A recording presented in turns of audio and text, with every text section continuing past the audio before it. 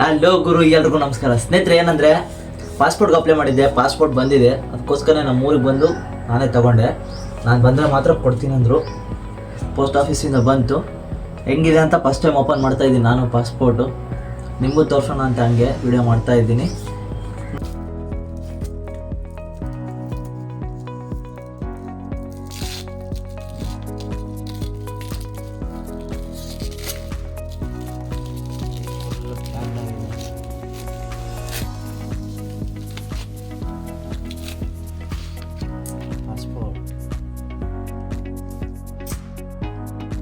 Passport ಬಂತು. Republic of India. ಒಳಗಡೆ ಹೆಂಗಿದೆ ಅಂದರೆ ಸೀಲ್ ಇದೆ, ಫೋಟೋ ಇದೆ, ಎಲ್ಲ ಖಾಲಿ. ಇದು ಬಂದು 30 ಪೇಜಸ್ಸು.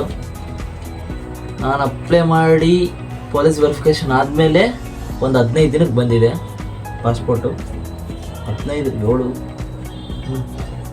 ದಿನ ಆಯಿತು ಬರೋಕ್ಕೆ. ನೀವು ಯಾರಾದರೂ ಪಾಸ್ಪೋರ್ಟ್ ಬೇಕಂದರೆ ಅಪ್ಲೈ ಮಾಡ್ಕೋಬೋದು ಆನ್ಲೈನಲ್ಲಿ, ಇಲ್ಲ ಸೈಬರ್ ಸೆಂಟ್ರಿಗೂ ಹೋಗ್ಬೋದು.